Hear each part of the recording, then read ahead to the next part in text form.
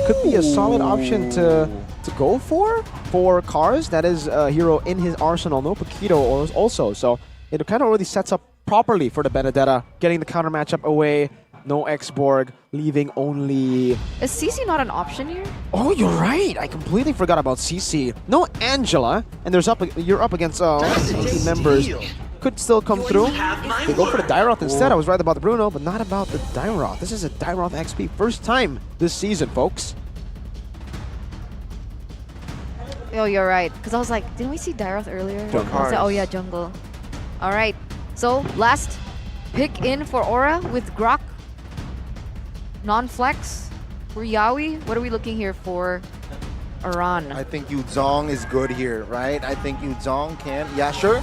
It will be weak against Dairoth, but mid-game, late-game, where you want to open your BDF, looking for vision, perhaps play something to play with, I think it's a good option here. Turizla also, safe choice if they want to just play make for the Baksha. It does look like they want to set up for neutral objective, so the Turizla might come through. It's a good option to try to cancel an implosion too. That's also what we saw. But they will be the ones to pick up the Benedetta. It's Benedetta for Aran, a signature pick, we might say. All right, and there it is, ladies and gentlemen. The drafts are in. So we don't see any cheese picks just yet. No, I think they've learned their lesson. They tried to use cheese picks in week 1, and that was the week 1 where the Miracle guy put them at no playoffs in the tier list. So I think they're going to stop with the cheese picks. They're going to start with the objective orthodox picks. But right now, either or, the audience is feeling it. Rebellion and their supporters are definitely feeling it. It feels like an RRQ match, honestly, with how loud they are. It definitely is a full house to the back. I think they're still lining up outside the arena right now. Ladies and gentlemen, for the last match to close out MPL ID Season 13, week number 2. With the closing match as the Red Dragons look to stay in the green zone, but so do the Red Bulls, the Blue Bulls. Yeah. Auditizi. He could actually fit in that description you just gave him, a Red Bull. Because he was part of the Bigatron Beta roster that won MDL Season 6. He was a red player turned bull. It's a nice nickname, Eternal. You're really smart with it. I'm sorry. I didn't even know that you understood what I meant. It was like a little joke. I got you, man. Look at the orange buff, See, though. look at him. He's also splashing the BTR thing. But yes, look at the orange buff. Rerouting. Whoa. What the heck was that? Audi? I think it was Audi. I think Yawi might have been able to use the barrier very well. I'm taking a look at the emblems here one by one as a QC from Cars. An interesting choice. So he does want to stay in this lane as much as he can. Meanwhile, Aran, he's going full crazy mode. I love the lethal ignition. Hopefully he doesn't go and, you know, half-bake this lethal ignition. I really hope he just goes full damage. He's already on lethal ignition. Might as well be the assassin that we once know you for. But what does that lane look like, right? Dairoth and Benedetta. Clearly, the Benedetta does clear fast, but if they go, oh, wait a minute. Oh, there's a stun with the shield unity. Oh, Vincent will dash away. But it seems like Rebellion, they might want business. Cars jumps in onto with Gugan with the help of Audi as well. That's first blood for the Blue Bulls. Vincent grabs it. And that's the shred coming through as they are still going to rotate towards his top side. Put a little pressure onto Aran, but let's say without that rotation, Dairoth, Benedetta. Dairoth. In lane, Dairoth. Aran definitely has more outplay potential as the game goes on with more damage and with level 4. He really is dependent on that final blow as well to look for more dashes to outplay. But in lane, early pressure is definitely for Cars. He wins it, and that's why he was able to rotate faster towards good initiation from Vincent. So now, Aura already setting up for the next neutral objective. It's actually going to be instantly taken out. Absolutely no contest from Rebellion Esports. They couldn't have contested that. They used a lot of their resources onto Aura. Meanwhile, oh, Kabuki taking some heat in the bottom side of the map. Take a look at Audi and Yawi now, screaming at each other. And it seems like no commitments. Oh, Implosion Flicker committed by Audi. Takes Yawi back. The damage is not going to be there for Yawi to be taken down just yet. So before we began, we were like, you know, let's give Audi a taste of what a world champion roamer is like. And he's like, I don't care. Let's pick him off. Yeah. I love the mentality that this kid has. Oh, flicker implosion by Yehezkiel himself, and that will be the collapse that Aura needed. Audi taken down, Vincent also taken down. An amazing, amazing choice to go for that implosion. They're going for more. Oh, Shield Unity, Purify by D, it is no problem. Gugun secures another kill. Well, first kill. Wow. I mean, again, Aura. We did mention the Valentina could be a massive pick that Rebellion might want to take away from them. They didn't, and instead, now we see why exactly. Yehezkiel on the Valentina, especially when there are two massive ultimates. An Implosion and an Astral Echo on the other side becomes a big, big threat in the early game. Even Kabuki, the guy who should be on the weak side of the map, we saw Rebellion try to play for this side of the map, but did not get the right position to actually bully Kabuki. It's actually Kabuki with quite a big gold lead, and as we expect, this is the build that we have seen when the carry is in a bad matchup. We will go for the Thunderbelt first item. It's a lot more safer pick here for Kabuki, and you can already see that he's doing well, but maybe on the top side, the trades coming in. You're right, Aran is having difficulty being Aran. He's having difficulty rotating around the map that we usually see and we are usually accustomed to seeing.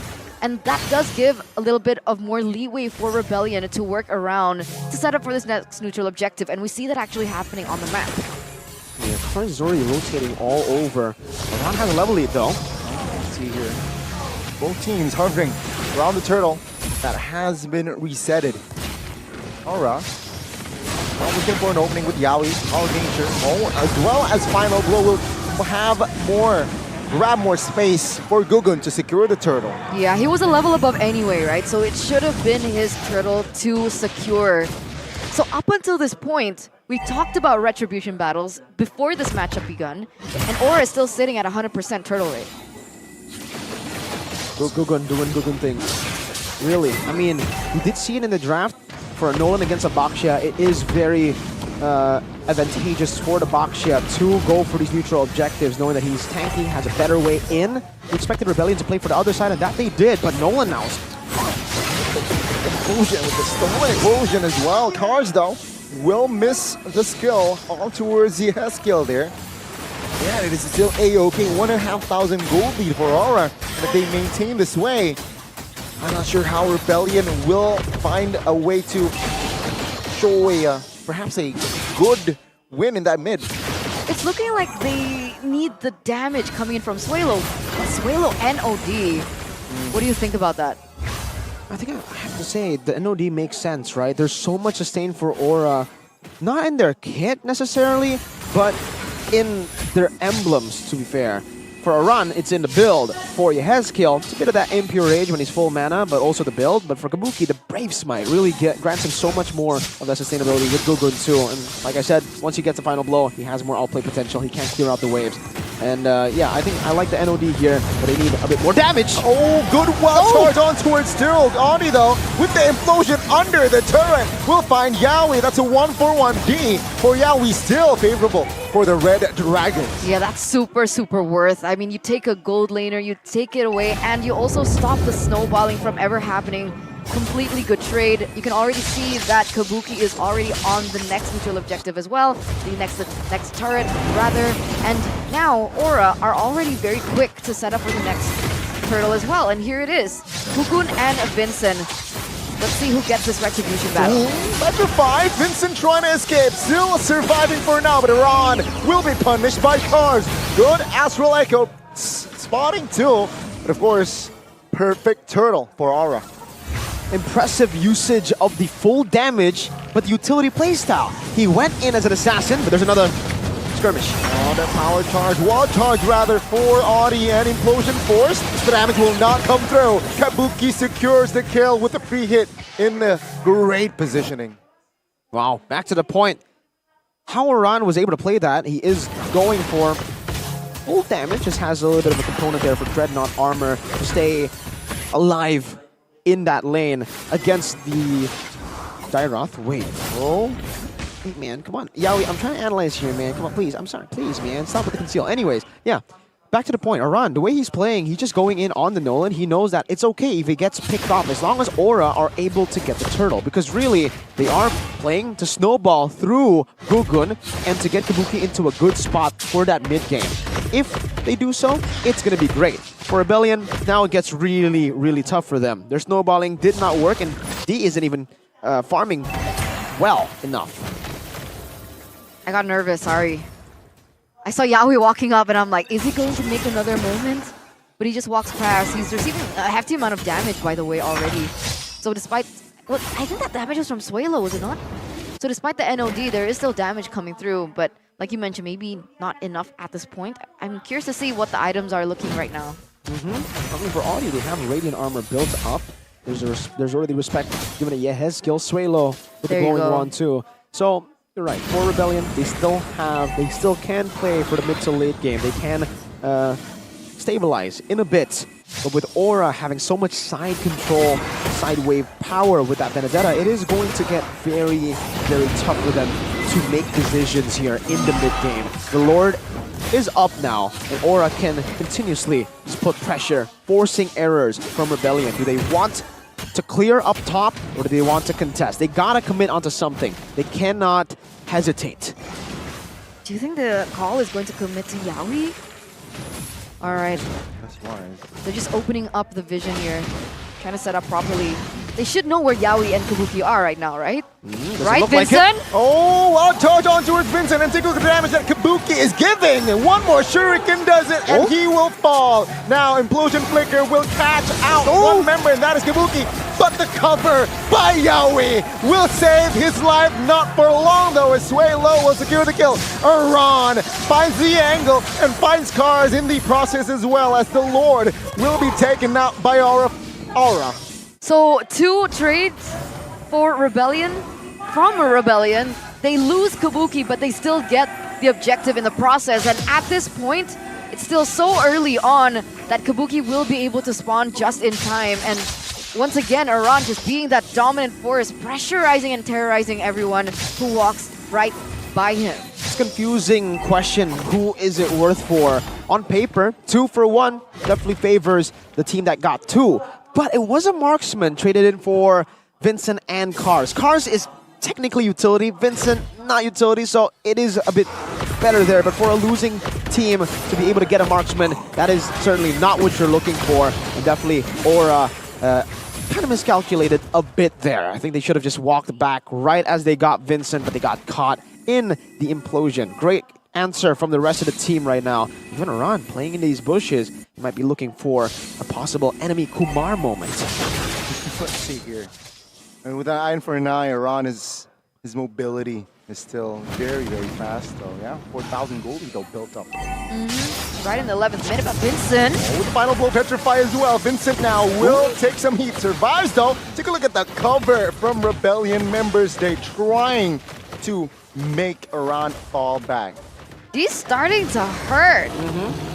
What is that damage? That's what we're talking about for Rebellion. They can still play mid to late, as we said earlier, when they were 3,000 gold behind. Now it's 5,000, but wow, he's only dealing. I thought he would have more items, but it turns out it's just because Iran is full damage, man. So that's why he was able to look like he has more items. But this is the play earlier that we were talking about. The fact that your Hezkiel was able to find Implosion there. It was very, very good. And D! Whoa! The whole team gets picked off. What happened? 1, 2, 3, 4 members of the Blue Bulls now out. What in the world was that? We come back and they're already sieging into the base. Suelo is the only one to defend this. They can end. 8 seconds for Vincent. Let's see. They have a minion to crash, and Kabuki now still alive. Focusing on the base, focusing on Suelo, and that mistake proven costly. The Blue Bulls will fall as Aura Fire. They strike first. I hope we get the replay on that, because it was during a replay that a fight happened. I think it was in the bottom right corner of our screen. The 4 members were picked off. I think a Yaoi set, and then your head skill follow up with Implosion. Traded just for Iran. It's not worth it. It's too small, I can't see.